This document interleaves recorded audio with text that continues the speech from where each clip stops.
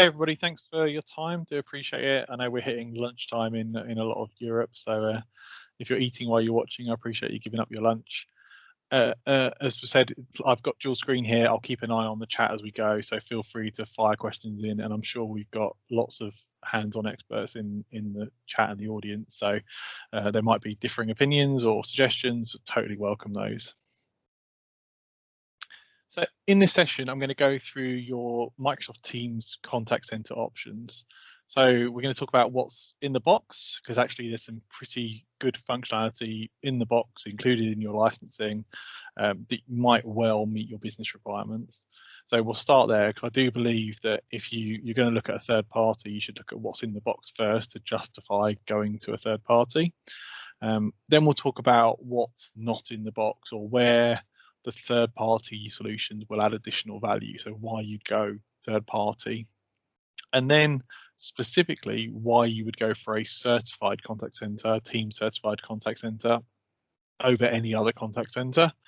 And it's Microsoft, so things are never simple. There are 3 different certification programs in team certified contact centers: Connect, Extend, and Power.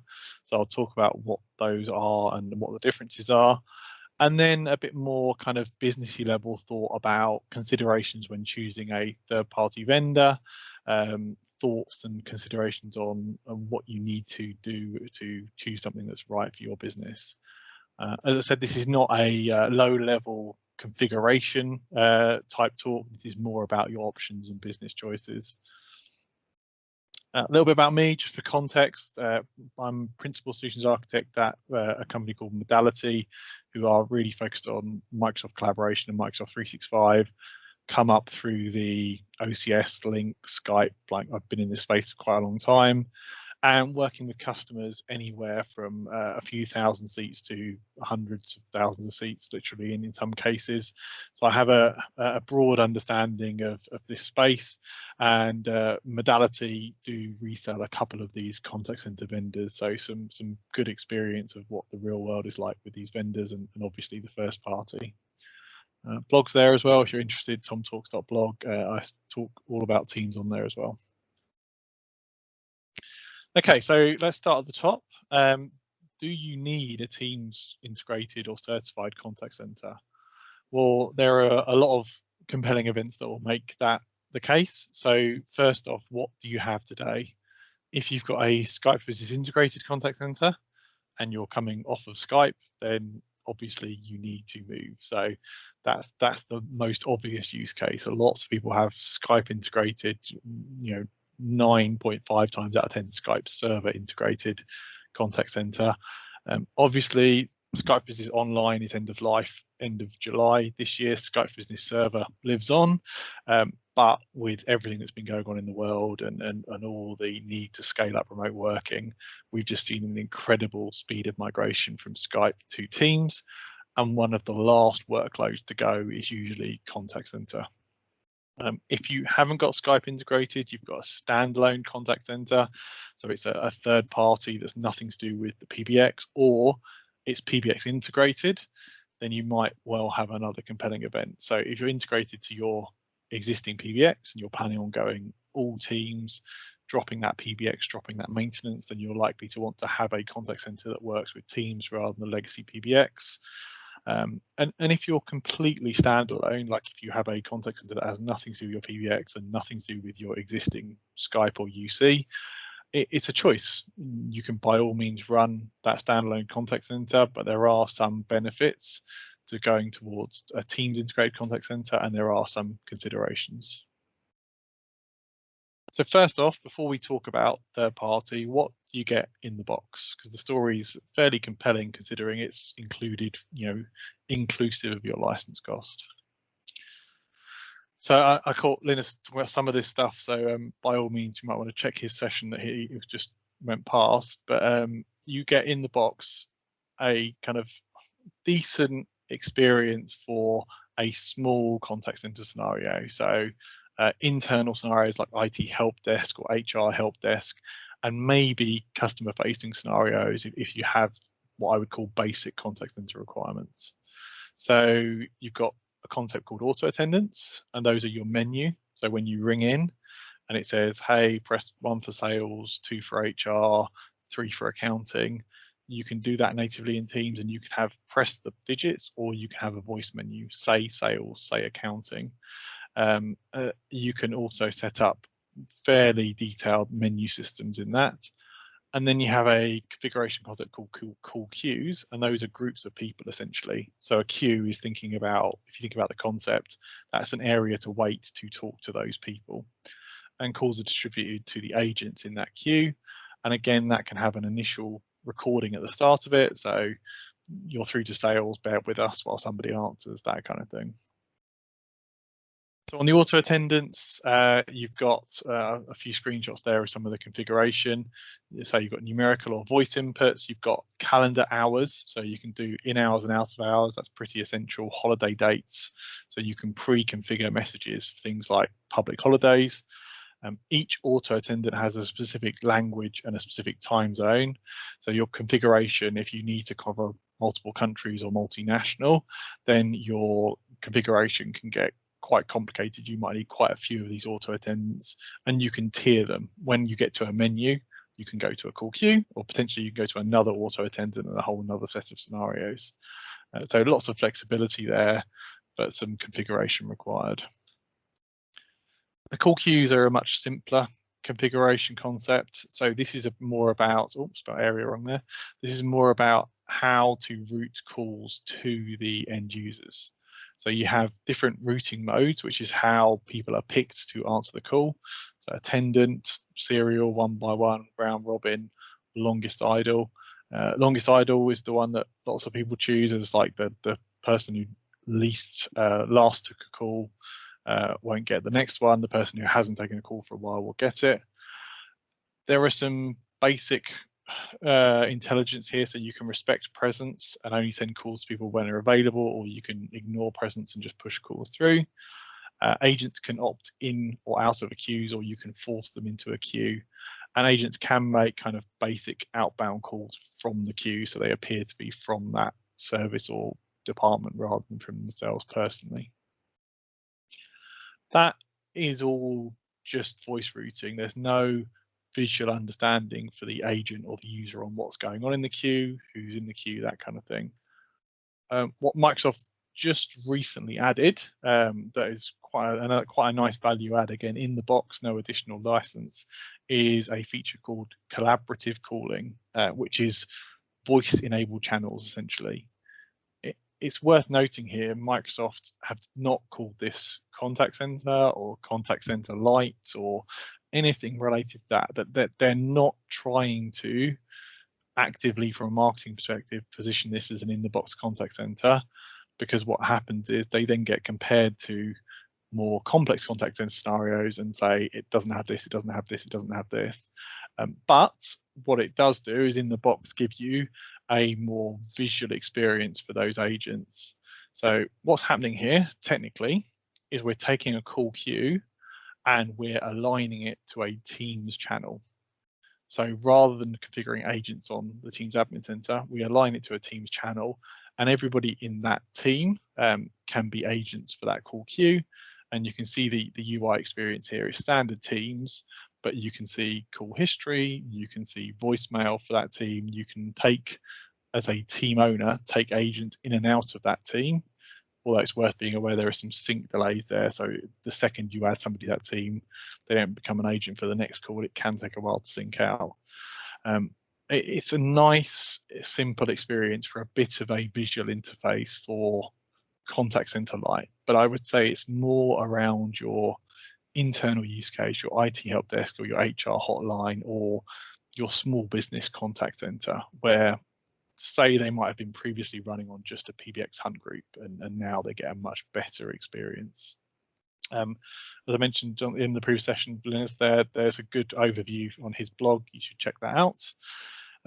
But yeah, for in the box, it's a nice experience for no additional license. In terms of config of these, you need a resource account for each auto attendant and each call queue. You apply a free virtual phone system license.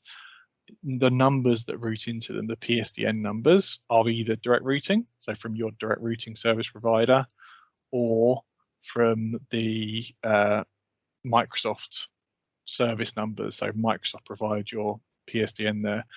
Question in the chat: do you have UR number in the queue functionality? No, you don't, Peter. That's a good question. So it's very basic. You'll get played music, but you don't get told your X in the queue. And we'll talk about that's an area where third parties will add value. The config can get quite complex with this. It's all done by a Teams administrator.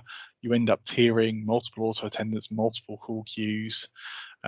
So config ease of use out of 10 is probably not a 10 in terms of easiness.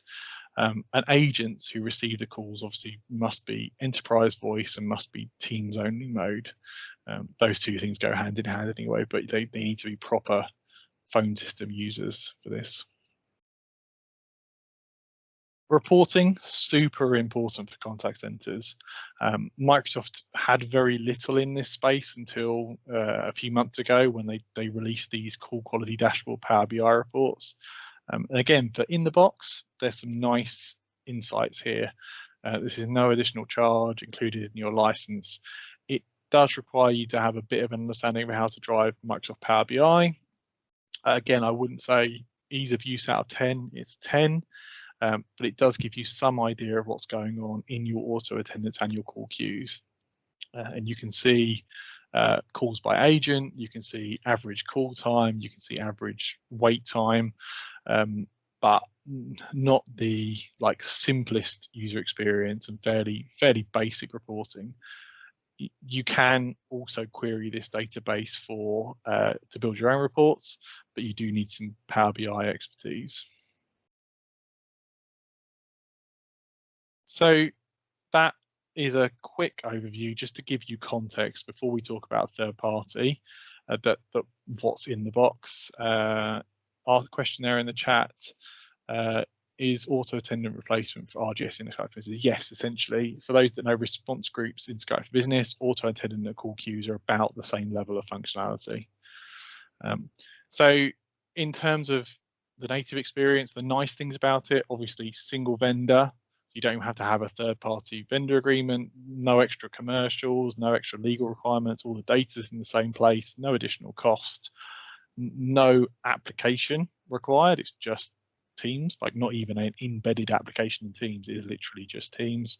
You administer it yourself, so if you're a Teams admin, you can probably do this very, very easily.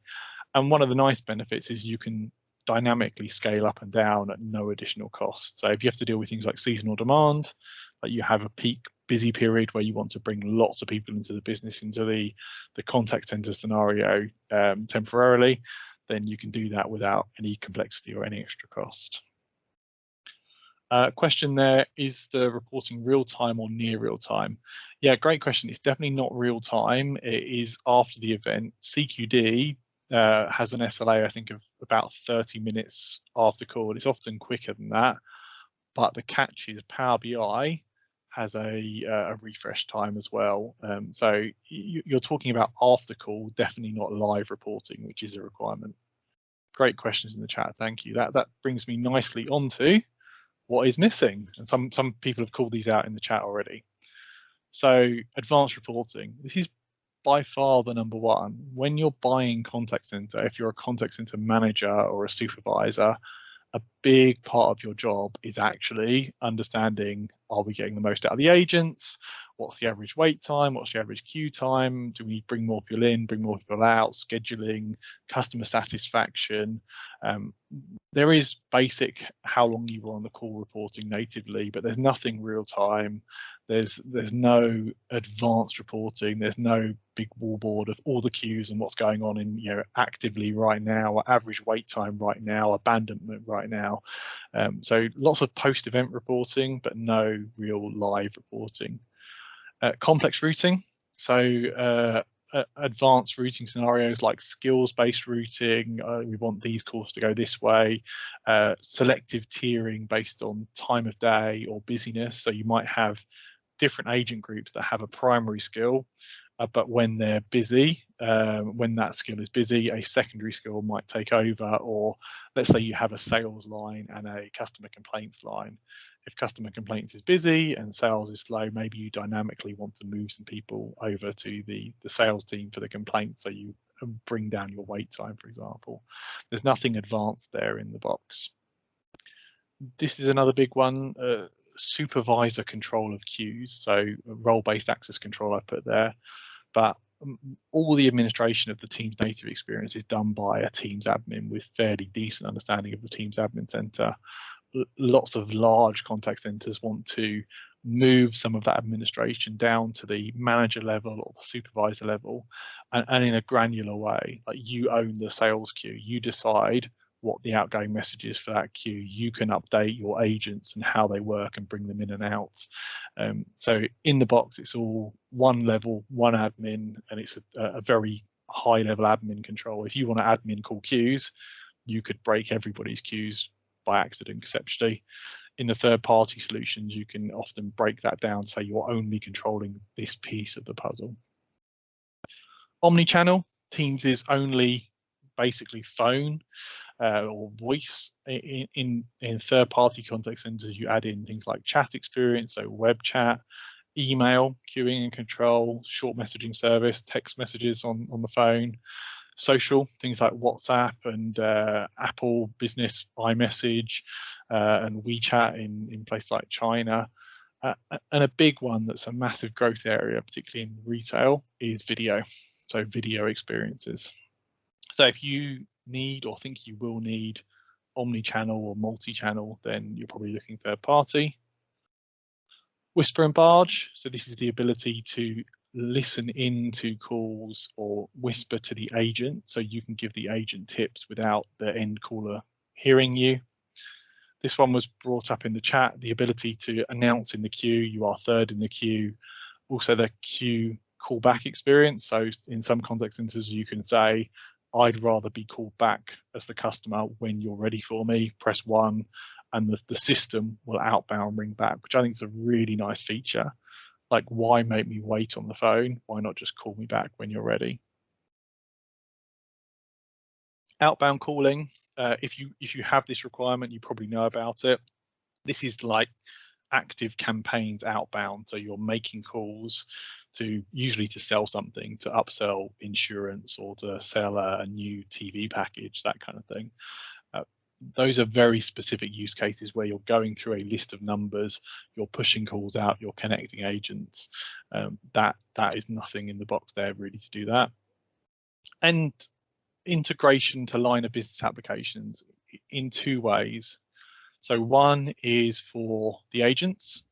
So for example, when you call into the contact center, I might want my Dynamics and Salesforce information to pop up, so I know which customer you are, what you previously ordered from us, all the line of business applications, but also for the callers. So if I call my bank, it knows who I am by virtue of the number I'm calling in. It verifies it, but it at least knows who I am.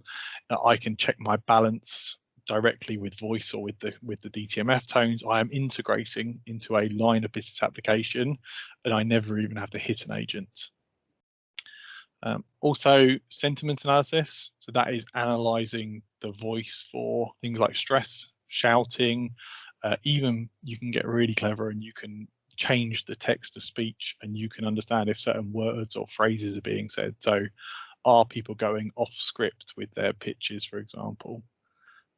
And last but not least, compliance recording and PCI. So that's the ability to take card payments and mute the session for recording during that payment, or send the payment requirement off to a third party and bring the caller back. This is not an exhaustive list, but you can see just from this list, there's a whole bunch of scenarios there that put you into the I need a third party bucket. Question there, can you explain why Microsoft has a solution for, does not have a solution for all those features? Yeah, so Microsoft never intend to meet every use case with their products. They build a product for the 90% use case, and then they build APIs and integrations for third parties.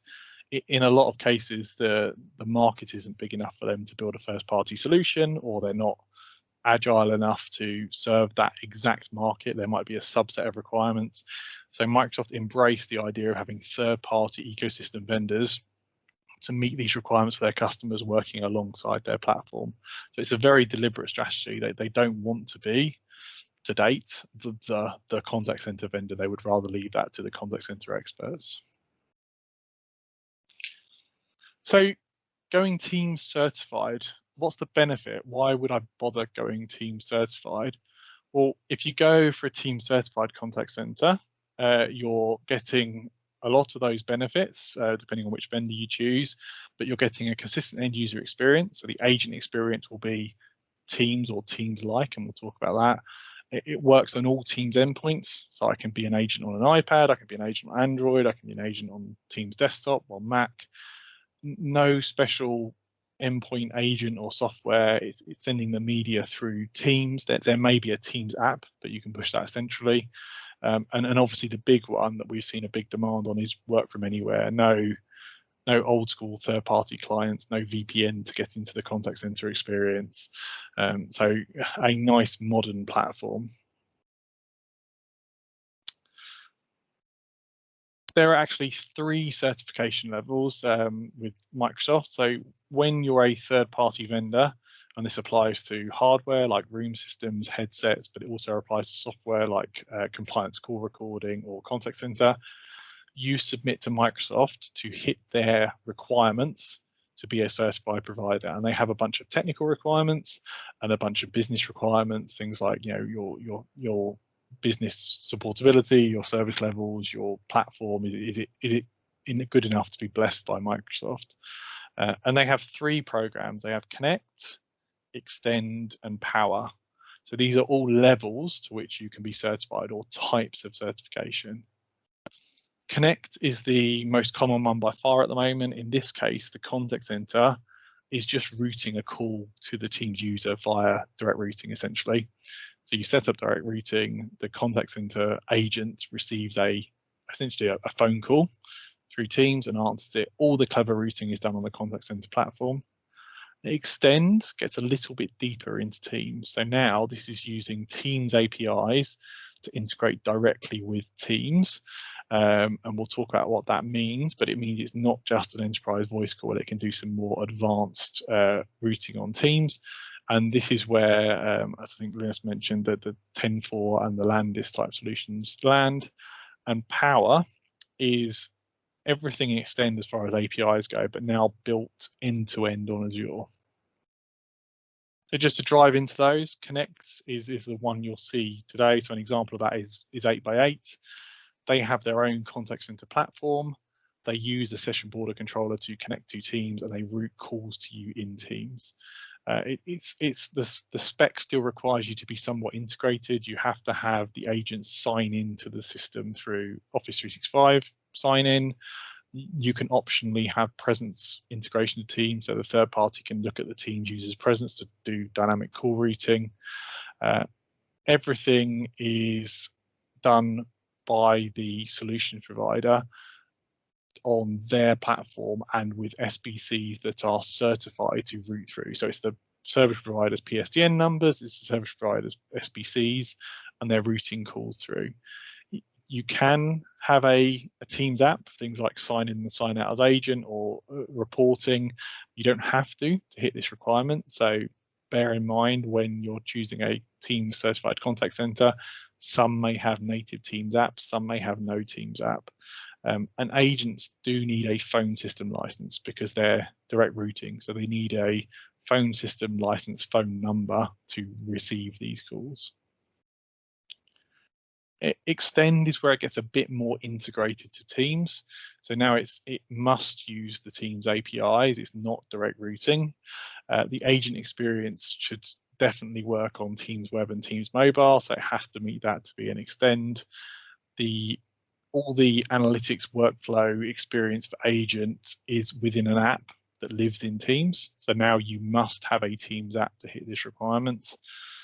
Sorry, there's a question in the chat there. With Connect model, are agents using CC agent client? No, with the Connect model, they're using absolutely native Teams and they're receiving a phone number, a phone call, sorry. So there's no third-party media agent. They're just receiving an enterprise voice or phone system call. This model now works with calling plans or direct routing. It doesn't have to be just direct routing, whereas the Connect model only works with direct routing. And in this model, agents may not even need a phone system license. So this is kind of a vendor choice, but because they're routing calls to you from their platform over the APIs, the agent doesn't need to be phone system enabled. They can just receive it as a voice call. Power, interesting name. Power is the last level, the highest level Microsoft would like to kind of portray it as. This is exactly the same as Extend as far as API coverage goes, but now the solution must be in Azure and end-to-end. And this is Microsoft positioning it's best on Azure, it's Azure end-to-end experience. Interestingly, and it's a developing space here, Microsoft have a set of APIs or set of services in Azure called Azure Communication Services. So we might see in the future some vendors leverage the ACS service in Azure to connect to Teams. And today, ACS can connect a video call to Teams, for example. So this may well unlock native Azure experiences for contact center. So you're still going down at least as a business, I've chosen a single platform to work with, i.e. Azure, albeit multiple vendors. But it's early days for that at the moment. PST encourages US only, direct routing is coming. But absolutely today, a third-party vendor could build everything on Azure and have an experience to hit the Power certification. But I think in terms of real world, most people are in the Connect. So here's a quick side-by-side for you. So it's using some Microsoft wording, but if you look at Teams native, so auto attendance, call queues, it's in the box, very basic requirements in terms of any advanced routing, any real-time reporting, any kind of real management of that system. So that's your IT help desk type scenario in most businesses. Connect, you're stepping up to more advanced routing options, but you're leveraging the third-party platform. So the agent experience might just be a phone call or a phone call and a bit of integration, and it's all direct routing. You can't use calling plans. So the third-party provider is bringing your phone numbers there. We get to Extend and Power, and now we have much tighter integration to Teams, the potential to open up new abilities natively in Teams. We've got calling plans and direct routing, and if we hit that Power level, we've got Azure platform end-to-end. I would suggest that the Azure platform end-to-end is more beneficial to Microsoft than it is to the end customer potentially. Like Microsoft are trying to push Azure as the best platform. So I think when you're comparing Extend and Power vendors, you should be comparing them feature for feature, unless you have a particular compliance requirement that it must be in Azure, it must be that vendor. But Azure has a whole bunch of clever services, cognitive services, analysis services. So potentially vendors can leverage that stuff to do some pretty amazing things with contact center workflows, particularly when you get into bots and AI and machine learning. So yeah, if you're fully on the Microsoft bandwagon, Power, Azure end-to-end might be interesting to you. So I've just gone through the different vendor programs. Microsoft already have a number of certified vendors. Annoyingly, they don't call out which vendors are certified for which level. So they just have a certified list. The link is there in the description. You need to talk to those vendors because it's an evolving landscape as to which level they're at, and lots of them are at one level now and heading to a platform that does another level. So it's not a simple yes or no. But at the moment, there's 6 properly certified vendors, and that's certified by virtue of them being on the page. So lots of vendors are touting that they're certified imminently or certified soon, and I know lots of them are. But if we have to be strict, when you get onto that docs page, that's when you're certified. There's 12 more vendors pending.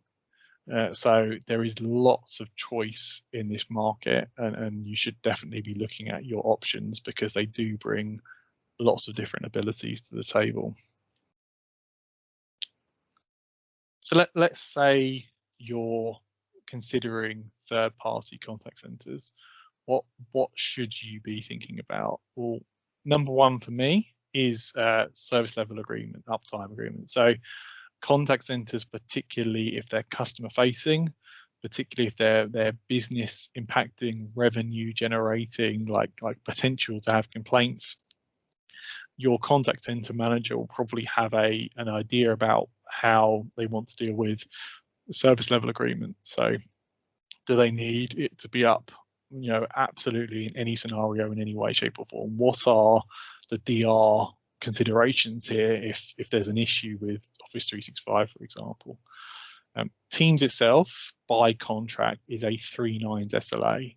So any contact center that is integrating to Teams, if they're using things like direct routing, it doesn't really matter if they say they're 5 nines, their platform is 5 nines. If your only agent experience is Teams, your SLA is dictated by the lowest level of SLA in your chain, if you like. But many of those contact centers have options to fall back to, or in addition, use the native platform's contact center experience. That might be something to consider, is you might have some agents use the native 8x8 client, for example, and some people use Teams. That's a perfectly valid option. Understand their architecture. Everybody says they're cloud these days, but there's virtual machines in Azure, and then there's proper cloud global microservices architectures. So go beyond its cloud as to, well, what happens if an Azure region goes down? What happens if you lose your data center connectivity? What is your plan there? A good vendor will be able to answer those questions confidently. If the vendor tries to not talk to you about architecture and just says Magic Cloud, that's usually a red flag for me. Also consider this is voice and then sometimes in video. So if it's only in one part of the world, how do calls route in from the PSTN? How do they get back to your users? There are certain inescapable physics here that you want to have your routing as local as possible and consider latency. So ideally, you don't want your calls going from a UK mobile number right over to Australia to be answered via an IVR, and then right back from Australia back to a UK agent, and keeping the media going around the world. You want to bring that local if you can. Moving away from technology, but equally important, licensing and commercial models. So can you dynamically scale up your agents? Do you have to commit to an agent license for a year, for example? Many people have seasonal requirements for agents. Can you temporarily burst? Are there limits for inbound calling? So do you hit a limit where, let's say your business really takes off and they have a great marketing campaign? Are you capped at the amount of concurrent calls that you can take into queue and wait, for example? That's something to watch on direct routing, because you're literally pinning up phone lines from an SBC. So are you contractually uncapped, or is there a fair use agreement around that? What's the commercial model? Are you paying per agent, or per queue, or per minute, or some combination of all of the above? Per minute is becoming quite popular. So that's an option where you can have unlimited agents, unlimited config potentially, but you pay per minute. Does the business understand what the implications of that are? What's the administrator experience? Can you do that granular administration to give supervisors control? Outbound, I would say, is a very special use case. Like most contact centers in this space talk about primarily inbound. If you have outbound, think about that carefully. Can they deal with the concurrency you want to push? Can they integrate with your line of business applications? And last but not least, not integrated is a perfectly valid business choice. I'm a Teams fan, I'm a Teams consultant, I spend a lot of time on Teams. But if you have a business case where there's no upside of you being in Teams, or the upside of having a Teams agent experience is outweighed by the downside of not having a customized client with things like wrap-up notes in the experience and seeing the queues dynamically and dealing with various other things, there might be a case for having a third-party agent or a third-party platform. The agent can still run Teams for chat and meetings and run the agent experience. So don't be absolutely wed that because you're going Teams, your contact center has to be Teams integrated. Yes, there's a lot of upside, but think about it objectively. What are the benefits? So if your job is to choose, some tips and thoughts, document your business requirements, like get sign off from the business, the contact center owner, as to what their requirements are. Document why you can't go native. So if the business says, well, why are we going third party? Why are we spending this money? Microsoft say they can do it all, or someone said it was all in the box. Document why you think you need it. Remember, you can mix and match third party and Microsoft native. So there might be lots of business cases where you can actually go with call queues and auto attendants and they'll be just great. They don't have super advanced requirements. And if you're going from a PBX with Hunt Group Plus kind of scenario or response groups on Skype for Business, those might be fine for native. But if you're in a higher end contact center where you need some of those features, that's where third party comes in. Consider the future, not just the now. So at the moment, the vast majority of contact centers are PSTN voice. I hope we can all agree that is rapidly changing. Like, I would much prefer to engage with companies I'm a consumer of on chats like Twitter direct messages or WhatsApp. I want to have a web experience where I can talk to somebody. Like a lot of retailers in the UK are bringing in video. So particularly around the pandemic, I can now phone an electrical retailer in the UK and they will answer on video in the store and show me the actual device in question and give me a tour around it. They're on an iPad and I'm remote. So what's the roadmap for the vendor you're choosing and what's your business's roadmap and do they align? At some point, we can all debate the timeline, but at some point your business is probably going to need to support chat and video and sharing. Some point you'd want to use AI in your call queues to answer them in a more intelligent way. So are you buying into a vendor that has those on their roadmap? That's a consideration. SLAs, I think I've done to death, but do consider the SLAs and make sure what the sales and marketing person said is the same as what's in the contract, because often those can be brushed over. Undoubtedly talk to reference customers, someone in your market, in your space, or at least with a similar seat count to you and a similar use case to you. A good reputable vendor that has customers that like them should be able to find you a reference, either case study or someone to talk to. So that's always useful. If you're going down the Teams route, everybody is jumping on the Teams bandwagon right now. The daily active users are insane. If you've got a contact center platform or a call recording platform or any devices, room systems, you're trying to get Teams certified. So look for vendors that have a proper commitment to Teams, that they're going to be in it for the long haul, that they've already been in it for the long haul. Because if you're relying on this vendor, you don't want them to fall out of fashion with Teams and then go somewhere else, and then you're stuck for a user experience. So consider that. And of course, total cost of ownership, not just the initial purchase price, but the administration, the support, the charging model. You're buying into a third party here. There is a cost. You need to justify that business cost. So a lot of information crammed into 40 minutes there. Hopefully that gave you an overview of what's in the box and where you would want to add third parties. I know that the decks and I think the recordings are going to be made available after the session, so feel free to grab them. Please rate the sessions. The organisers of this event have done a crazy amount of work here to get this event together, so ratings helps them and helps the speakers as well. Hopefully if this was useful, they'll have me back. If it wasn't, let me know so we can improve for next time. And personal blog plugs there. I'm talking all the time on my blog about Teams and different business options and LinkedIn and Twitter. So thank you so much. I'll just skim the chat, see if there's any other questions to pick up.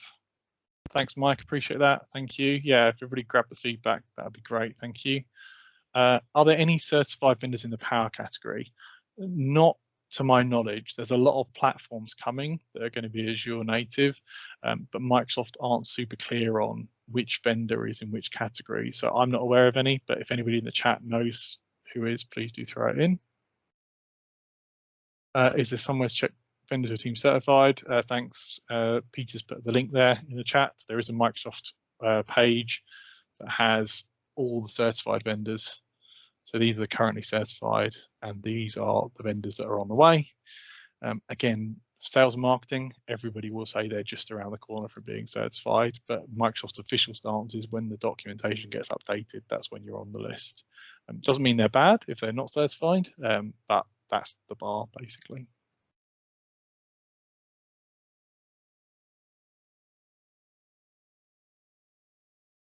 Cool. Well, really hope that was useful. Mike, are there any other methods of overriding Teams users' preference with CQs you ignore them? Not really. If you want to force people to answer calls, you're probably into the third party category there as well.